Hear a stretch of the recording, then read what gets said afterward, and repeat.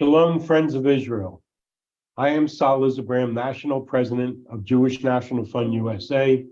Thank you for joining us on our daily briefing from Israel. This is day 18 of the war in Israel. We thank you for being with us.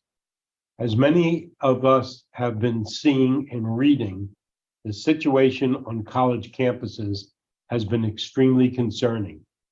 We're glad to have Jacob Bain with us today, the CEO of the Israel on Campus Coalition. The ICC's mission is to inspire American college students to see Israel as a source of pride and empower them to stand up for Israel on campus. The ICC's role in this effort is to unite the many pro-Israel organizations that operate on campuses across the United States by coordinating strategies, providing educational resources, sharing in-depth research, and increasing collaboration. The Jewish National Fund USA Baruchon Center is committed to strengthening the lifelong bonds between Americans and the land and people of Israel. And therefore, JNF USA is a proud funder of the ICC. Jacob, thank you for being with us, and take it over.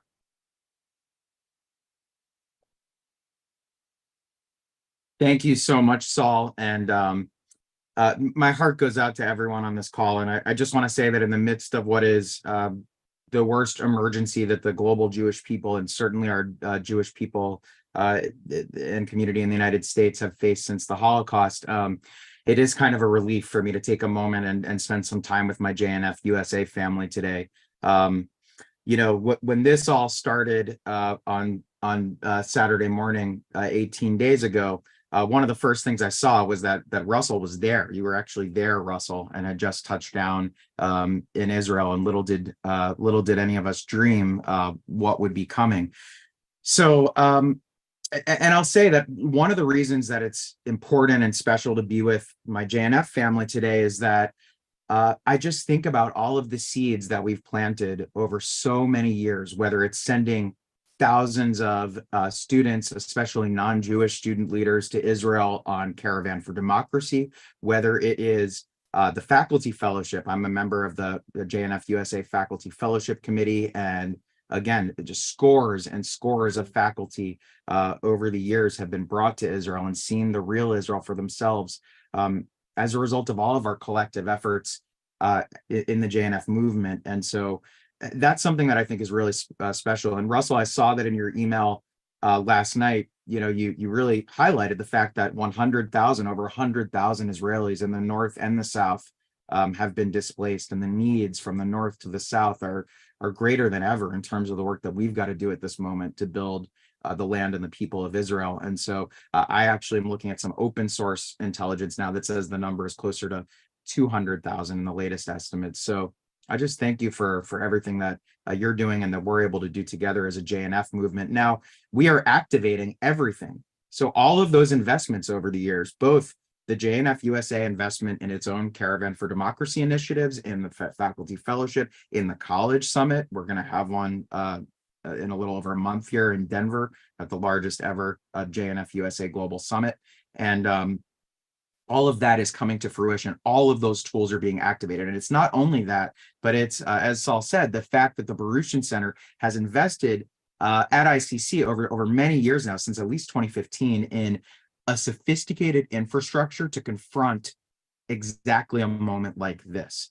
And what we're seeing is quite dramatic, because one of the things that Russell and the Yael Septi-Kane and Scott Schreiber and you, Saul, know is that what we're facing here on the college campuses is not a grassroots movement, right? It's not some campaign that's from the bottom up, that's organic, with students spontaneously demonstrating in support of Hamas. It is a professional top-down operation.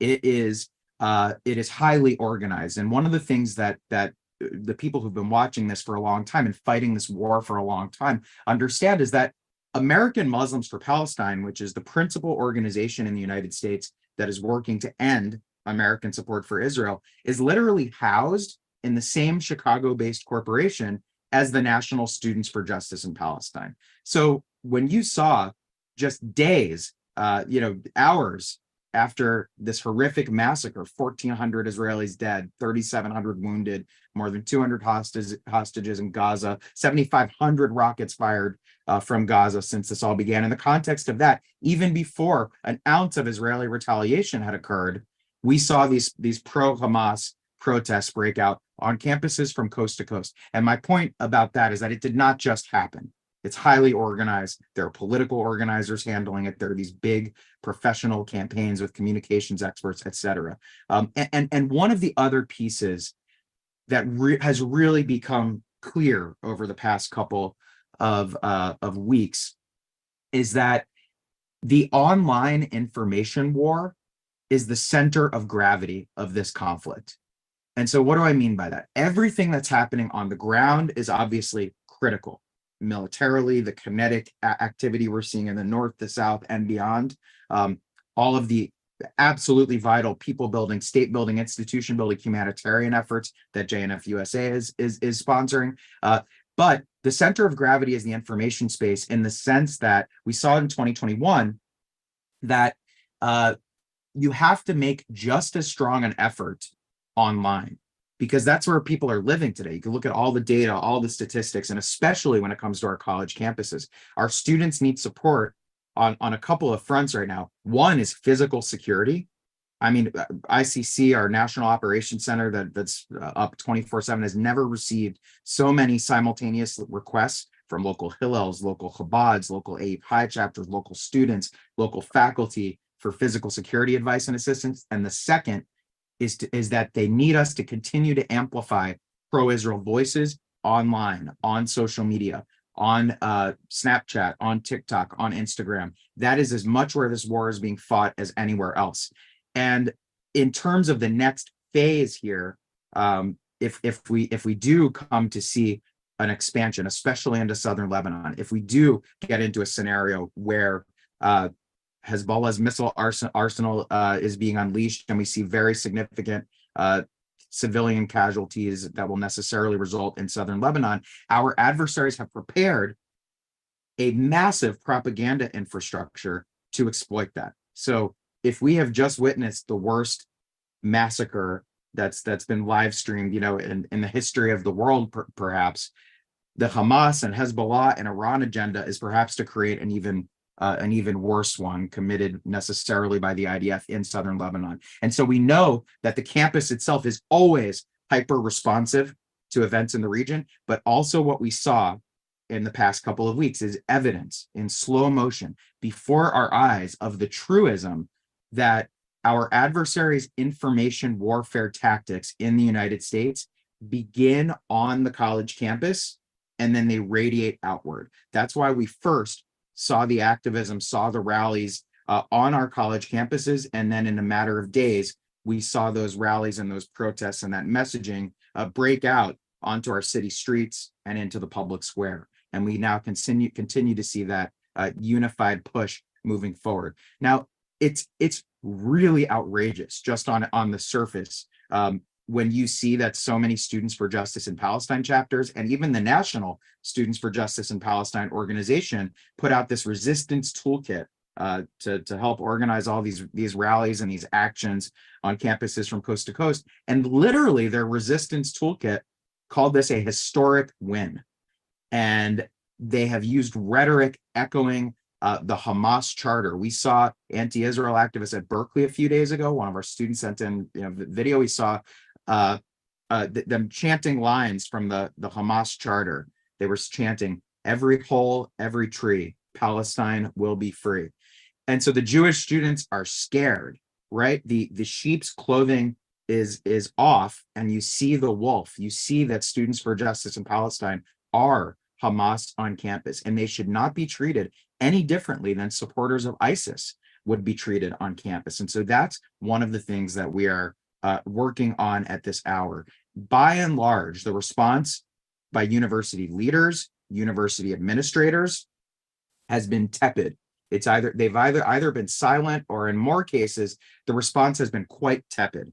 And ICC believes that there is a simple and clear blueprint for protecting Jewish and pro-Israel students Jewish students and their allies and friends on college campuses from coast to coast in this country, and that is to end university sponsorship. What other student group would receive university funding, university recognition, membership by this in the student government and the student union after calling for violence, after calling for intifada against their fellow students on the heels of the worst massacre of Jews since the Holocaust? And by the way, not only the worst massacre of Jews since the Holocaust, but the worst, but a massacre that was conducted in such a way, in such a violent and heinous fashion, as to burn hatred into the heart of the Israeli people for generations, because the greatest fear of Hamas is peace. And that's the context into which this attack came. It wasn't only 50 years since the Six-Day War. It wasn't only coming at a moment of deep division and vulnerability within the Israeli state and democracy and civil society. It came at a moment when Israel was very, very, very close to achieving an historic peace with Saudi Arabia, an historic peace with most of the Arab world. Already that narrative was having such a hopeful and inspirational impact on our college campus constituencies and beyond.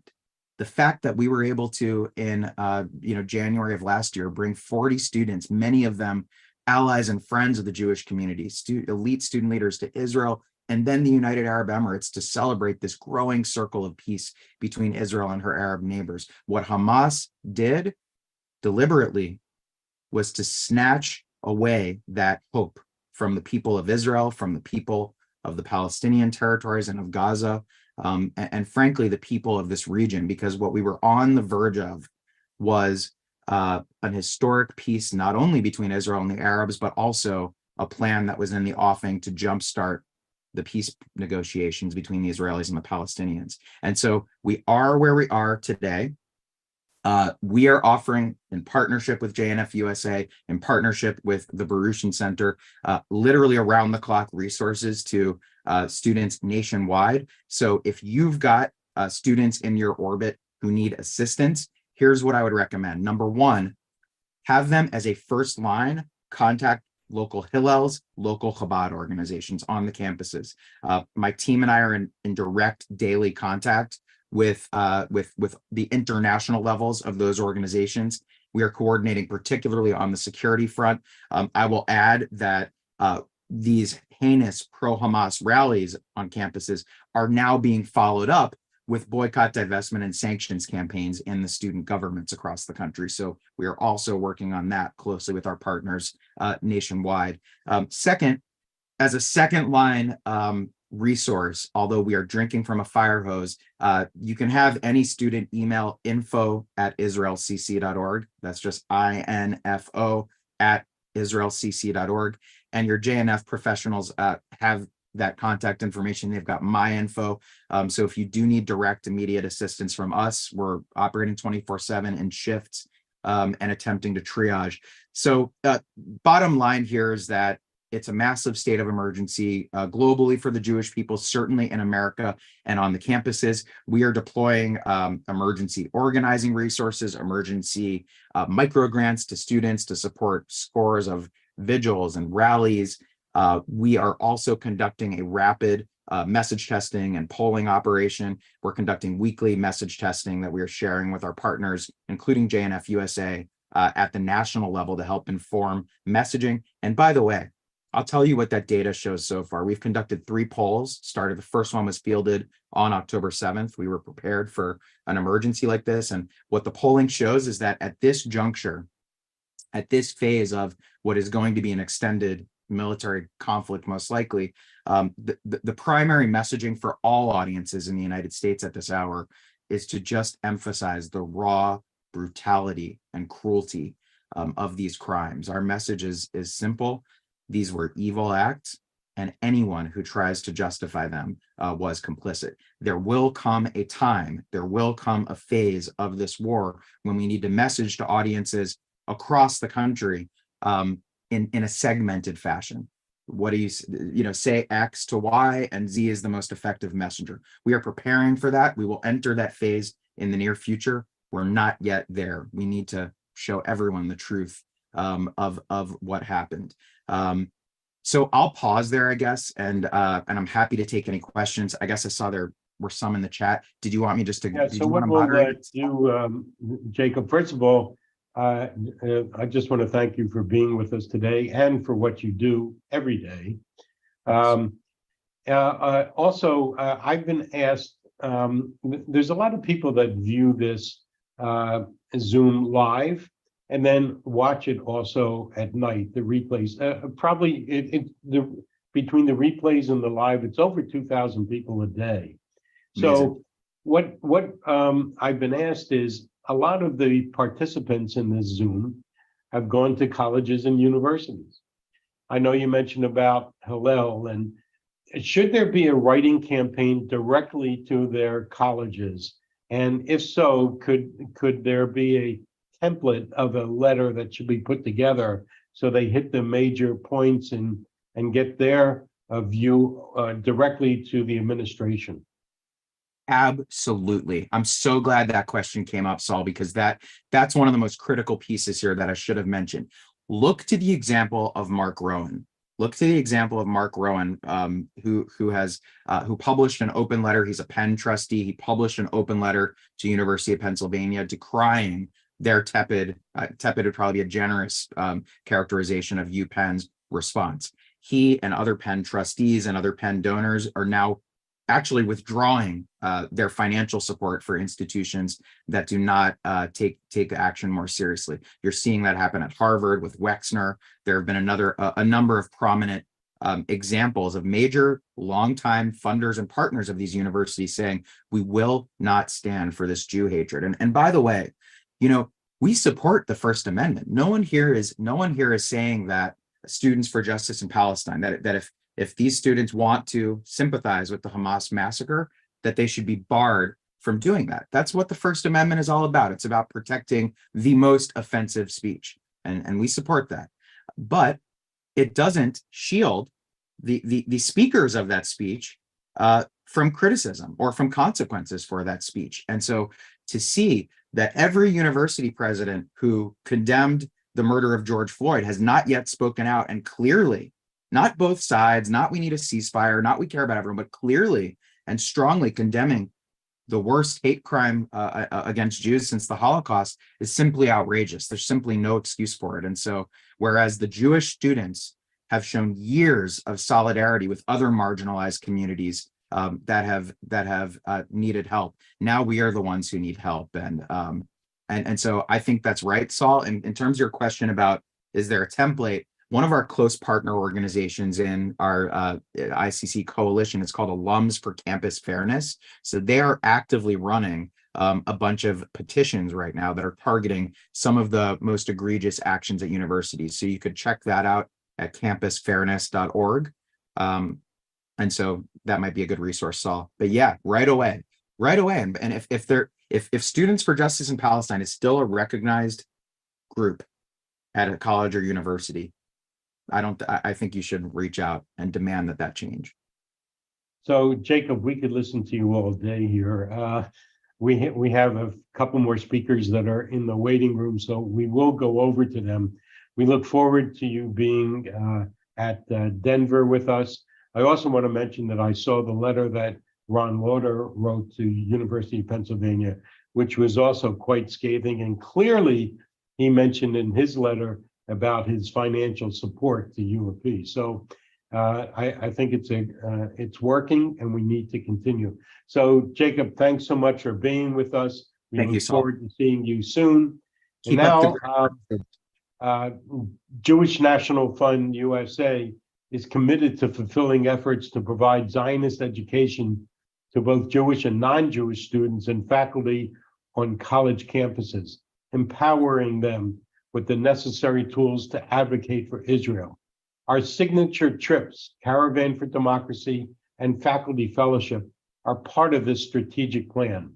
First, we will hear from Professor Erwin Stafford Dormady, Department Chair at the California State University and a 2022 JNF Faculty Fellow participant.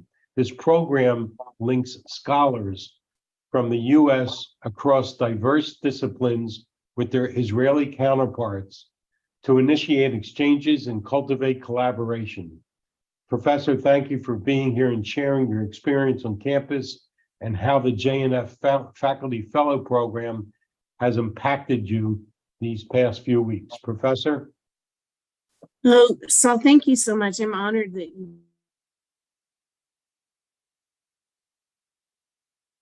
Okay, as you know, this is live. You froze there for a minute, Professor, so let's try again. Okay. There you I'm so honored to be with all of you on day 18. The participants of the Faculty Fellowship to Israel program underwent a transformation when we visited Israel. We were able to come back and speak about culture, food, diversity, politics, social justice, research, innovation, advanced technology. We established relationships to do grant writing and research with our colleagues in Israel. We have undergone another transformation, much like how people were changed on 9/11. On October 7th, we were transformed from allies and advocates of Israel to warriors for Israel. The long-term systematic invasion of our university campuses is alarming. It's dangerous, and it's contributing to loss of life, not just in Israel, but globally. It's like a sister plan to the ground assault in Israel. The same forces that politicize these crimes against humanity are reaching places of higher learning. It is concerning that students do not seem to take positions informed fact and respectful dialogue. The university protected hate groups chanting for death to Jews, for freedom from the river to the sea. These same groups that celebrated the rape, murder, torture of civilians are freely spreading hate on our campuses. This has become a battle between good and evil. It is alarming. I think it's maybe a reflection of the education system in the United States that students lack critical thought and ability to discuss things respectfully. But it's really alarming how easily student opinion is swayed, especially in the face of all of this mounting evidence. Even torture, rape, murder at a Coachella or Burning Man type music festival that you think they could relate to. These are their peers. It's like they have blinders on and they're not able to think logically. I've spent the last 2 weeks explaining what apartheid is and why naming Israel's actions apartheid is wrong. It is jihadist propaganda and an insult to those who've suffered under apartheid. Last week at a meeting of 100 department chairs and deans from institutions all over the United States in my discipline, I shared the letter from the 10 Israeli university presidents. And many of the US university administrators that I was sharing this with reported that their presidents, if they released a statement, it was very vanilla flavored statements about, we value all life and we it's not our practice to take positions in these conflicts. So as a group, we were able to discuss ways to tell the truth about what's happening in Israel while still navigating these cowardly gag orders from our presidents at our institutions. One of my students asked if I was scared to tell the truth, and she's worried for my safety. She said people are being killed that are speaking on the behalf of Israel.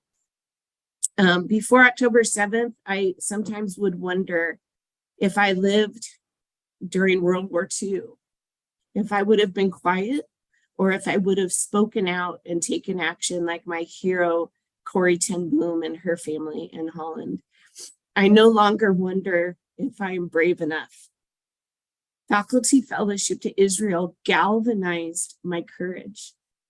And I want to tell all of you, I'm sorry I'm so emotional about this, but I am speaking from my heart. But I tell you this, that it would be the greatest honor of my life to die saving even one Jewish life. I want to tell you that I am your warrior. I'm speaking the truth. I'm fighting against evil. and I'm fighting for good. And I'm just very honored to be asked today to speak about my perspective of what's going on now and how we can be a force of good on our very confused campuses across our great nation. So thank you so much. So, Professor, thank you for your passionate views today. And, people, even on this Zoom and those that watch at night, don't really understand how important our faculty fellowship program is, and that we take non-Jewish professors from around the country over to Israel to understand, to see everything. We don't hide anything, as you saw on your trip to Israel. If you could tell us just briefly, what was your thoughts before you went to Israel, and what were your thoughts? What were you thinking before you went to Israel, and what did you think when you came back from Israel? So I had a great privilege of having a very close friend growing up that was Jewish, and as an Irish American Catholic, it was so much fun to go to Passover at their house, and his father would explain why this looked familiar and comparing the Last Supper of Jesus to Passover. And so I grew up with instruction. And so I always wanted to be Jewish. I should take a DNA test to see if there's maybe one drop of blood in me. And so I went there with this incredible bucket list opportunity to visit Israel and look at Israel, not from maybe like a Christian tour that hit all the hot spots, but looking at it academically with 33 faculty of all different disciplines, and to meet people doing the same type of research that I'm doing. How it changed me was just giving me the information that I could speak about. So I could say I was there, and even though you're hearing this in the news, it's not accurate because I was there, and these are the people that I talked to. And we talked to former prime ministers. We talked to Bedouin leaders in the desert. We talked to Christians making wine in the Galilee. We talked to Druze families. And so, I was able to say I was there, and this is what I saw. One of the things that I've been thinking a lot about, and I don't know how we're doing on time, but I want to tell you a quick story about being welcomed into the Erez Crossing. And we were lucky enough to have a bus driver that was an old Army buddy of the commander of that installation. And so we weren't allowed to take cameras, which was too bad because people told us no one will believe that you were here. But we were able to go behind the scenes and see the big screens of people coming across through the Hamas tent in the distance, and then the Palestine Authority tent, and then cross over. And I am the mother of a special needs, high functioning autistic. And I was very disturbed because watching the video, there was this young man who had to walk through an arch to go through the metal detection and the X-ray machine that did not want to go through. And his mother was distressed and trying to help him. And the soldiers were talking over the intercom saying, "Ma'am, you cannot touch your son. He needs to walk through on his own." And he was just shaking, and it was very disturbing to me. But then we were able to go on the Israeli side where the Gazans were coming through and speak to them. And so I spoke to 5 Arab men that came across to work for the day because they were not able to earn enough money in Gaza to provide for their families. And as this one big, tough Arab man was talking, he got tears in his eyes, and I was standing in front of him, and we both kind of leaned in. And before I knew it, we were in a huge bear hug. And it was just a dad hugging a mom. And all I could think was if Hamas could see him hugging a Christian woman from California, they would execute him. And then I had an opportunity to talk to this young man who was now in his wheelchair and recovered. And I just knelt down and looked him in the eyes. And I was sure he couldn't understand what I was saying. But I said, "Oh, you have the most beautiful eyes. And look at that smile." And we just kind of snuggled a little bit. And I told him how wonderful he was. And I was getting up to leave. And the mom leaned over and gave me a side hug and said, "Thank you so much for seeing my son." And she did speak English and heard those words. And that was so transformational for me. But on October 7th, when I learned that the terrorists had destroyed the Erez humanitarian crossing, and they not only killed all of the soldiers that were there, but also all the Gazans that were coming across. So I was upset about these innocent lives. But then a few days later, when we learned that Gazans that had work permits had maps of the kibbutzes where they worked in their pockets with the names of who was sleeping in each bedroom and the dog and all of that, I felt just so fooled and betrayed. And when we hear today arguments about we want 20 trucks of aid of food to go into Gaza and no one's letting us, I thought about the 20 trucks that I saw from those same kibbutzes that had lost people to Gazan bombs over the years. 20 trucks trundling down into the gate to bring food in. I'm like, well, if Gaza had not invaded, they still would be getting aid from Israel and support from Israel. So just being able to say I was there and this is the truth. And when you hear the propaganda about Israel trying to take over Gaza, that is just not true. They gave Gaza to the Palestinian people. And so it's just a lot of correction of the misinformation that is very prevalent in our news and on our college campuses. So thank you so much, Professor, for being with us.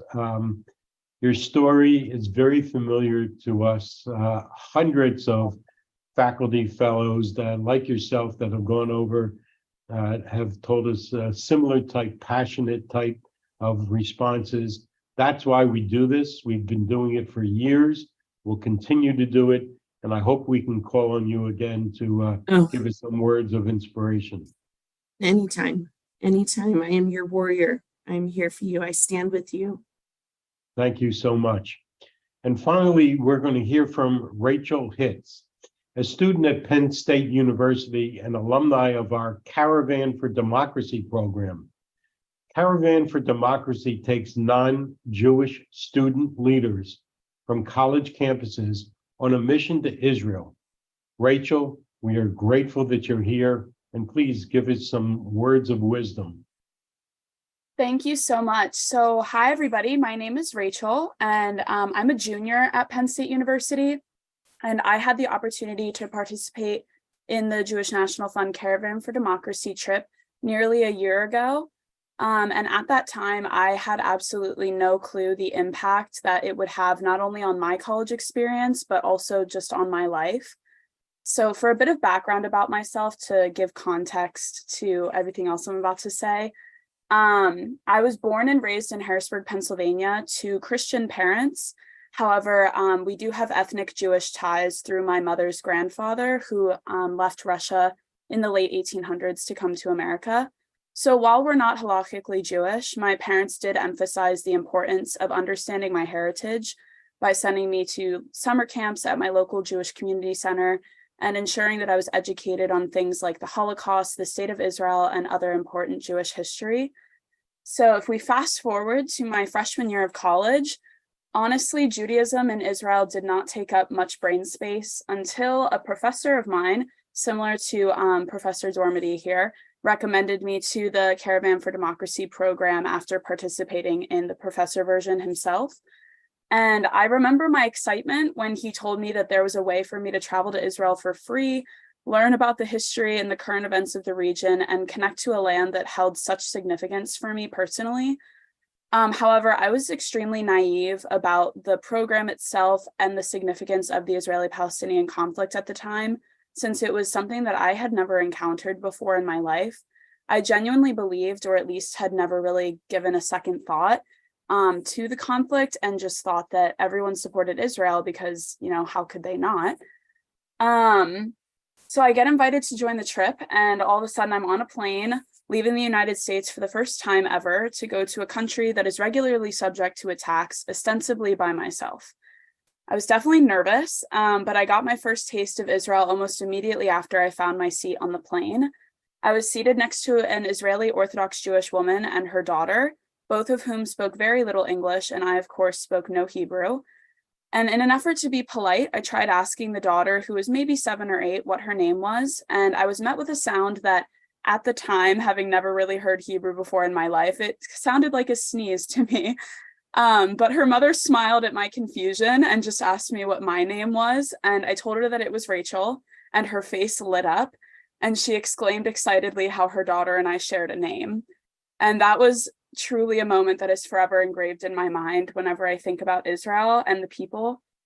So continuing on, I could talk forever about the actual experiences that we had during our trip, but the highlights include visiting the Kotel on Shabbat, meeting Ken Abrams at Kibbutz Kfar Aza, the Middle Eastern politics presentation from Maddie Freeman, and the social media presentation from Emily Schrader. If you recognize the name of Kibbutz Kfar Aza, it's because it's one of the many kibbutzim that were attacked by Hamas on October 7th. Thankfully, Ken Abrams, the woman I met there, is all right, but many other residents of Kfar Aza are not. This tragically connects me to where I am today. I also had the opportunity to visit Israel this past May with the Hasbara Fellowships program, which some of you may be familiar with. So between the Hasbara trip and the Caravan for Democracy trip, I have a lot of tools and knowledge that are at my disposal that I can put to use. This semester, I became a board member for Lines for Israel, which is Penn State's pro-Israel student organization, and I have also become extremely involved with Penn State Hillel. Caravan for Democracy was a jumping off point that gave me the tools and motivation I needed to become part of such an important fight, and that is the fight of pro-Israel students across the US. My main goal with being on the board for Lines for Israel is to show other students that the Israel that actually exists is not the Israel that is portrayed in the media. I have seen firsthand the love, dedication, and hopes that Israelis, both Jewish and Arab, and Palestinians hold for the region, their communities, and ultimately each other. The international community, especially passionate young advocates, are far too quick to make assumptions about peoples and places that they do not understand. And I want to be a resource to bring the truth to college students, not just here at Penn State, but all over the US and especially online. Having had these experiences on the ground, thanks to Jewish National Fund, I'm able to say I was there and combat misinformation as much as possible. Thankfully, Penn State has a large and vibrant Jewish community that is then supported by the networks of students connected to that Jewish community through Greek Life, other student organizations, or just being friends with Jewish students. While we have been experiencing an unnerving amount of pro-Palestinian rallies being held, the attendance at those events has not been greater than the attendance at our Israel events. Currently, we are working towards planning a Walk for Peace event next week that will culminate with a Unity Shabbat dinner at Hillel. The goal of this event is to connect to students that may have opposing or conflicting opinions on Israel to us, but want to share our support, or that want to support our shared ultimate goal of peace. The proceeds will be donated to American Friends of Magen David Adom. Additionally, we are holding an event the week after to collect donations and make care packages to send to Israeli soldiers in need. Both events are being sponsored by Lines for Israel, and I couldn't be prouder of our community. Jewish National Fund has been a great help here on Penn State's campus, both through the knowledge and skills I have gained from being an alumni of the Caravan for Democracy program and through the support that I have received from JNF staff. Dove Gordon, who I believe is on this call right now, has been so helpful in giving us resources on how to navigate keeping our community safe during pro-Palestinian rallies and how we are able to combat the violence they incite. For Penn State as a whole and the world, I want to caution students against picking a side on this conflict simply from what you've seen in the news recently and Instagram posts or on TikTok. The conflict between Israel and Palestine is one that has thousands of years of history, nuance, and suffering that must be understood before a side can be chosen. I urge my peers to do their research on this topic and use their voices to call for peace and the prioritization of civilian life over all else. If you're interested in hearing more about my work on Penn State's campus, the personal and religious effects my time in Israel has had for me, or more specifics about what I actually did while I was in Israel, please feel free to reach out. Additionally, I will be attending the Jewish National Fund College Summit in Denver, Colorado this December, so hopefully I will see some of you there. Thank you all for your time, and I'm praying for better days to come. So Rachel, first of all, thank you for being here, but it should be obvious to everybody that we only select the brightest students from across the country to participate in Caravan for Democracy. As you probably know, there's a lot more applications than we can even handle. So we do a very thorough research before we select, and obviously we did a great job with selecting you. I've just one question for you and I'm asking this question because we've heard in the past from other Caravan for Democracy participants that their parents were not necessarily encouraging them to go.